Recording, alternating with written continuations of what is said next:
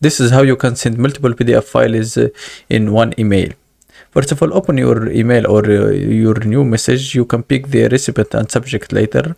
Then go to this attachment icon right here. Open it, and you can either select file one by one like this, then open, or you can select many at the same time by hovering like this, or selecting one of them and then click on control, then click on the files that you want. Maybe I want to deselect this one and take these files, then click on open. The uploading progress, it will get started. Or sometimes you may have an issue, which is files limit or the size limit. For this case, go to this icon, insert files using a drive.